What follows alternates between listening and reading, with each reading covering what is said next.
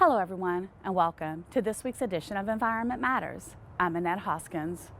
Imagine one day discovering your house was built over an abandoned coal mine and the ground beneath it was starting to slip down a hill. That was the situation in one Bridgeport neighborhood until the DEP's Office of Abandoned Mine Lands stepped in to help. The DEP's Mike Huff has more. It was late summer, early fall of 2017. I remember coming back from a trip. I was mowing the grass and noticed there were some cracks along the surface near the bank over there. And at first I didn't think too much of it until I started walking and following those a little bit, and I realized it was much bigger than I thought originally. I asked a friend and colleague of mine who's a geotechnical engineer to look at the property. He called me that night and said, you know, Dan, you're right, it's a big problem from what I can see. So that was, you know, kind of scary when you hear that it's moving. It was still not very close to the house, but you could tell that the crack was getting bigger as it was a real wet year that year, and it just seemed to rain all the time. And anyway, we knew we had a problem at that time. Those cracks eventually opened up, exposing a 5-foot drop about 300 feet long and only about 25 feet from the Farrells and a neighbor's homes, and showed no signs of stopping. At first, you know, you're thinking, okay, I'm going to have to spend some money, build a retaining wall or something like that on your own, and you know, you're a little upset about it, but at that point, I don't think I realized how big a problem was. We ended up doing some core drilling, and then we knew we had a huge problem, and the problem was probably going to be more than, you know, than anyone could afford. That's when the DEP's Office of Abandoned Mine Lands stepped in, determining the area had been surface mined sometime between the 1920s and the 1950s. Those test borings revealed the homes were built on top of a significant pile of coal spoil and fill material.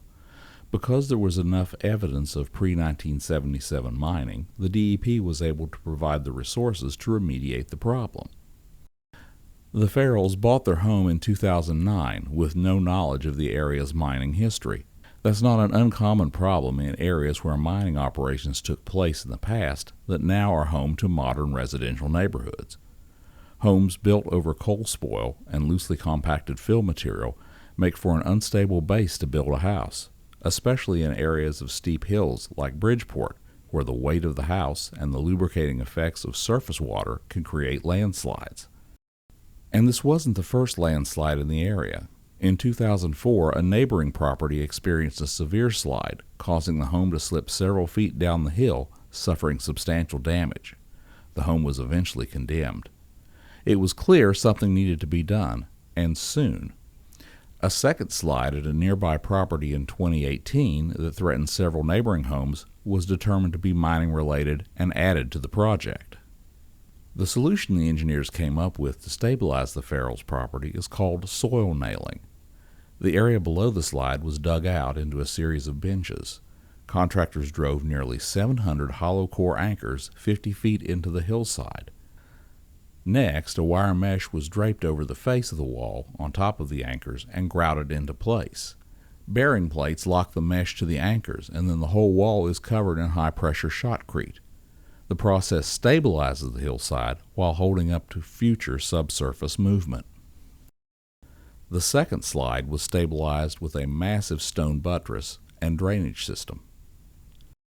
You know, it was like a lifeboat almost, you know, because when I realized how big an issue it was, or could be, you're not sure which way to turn.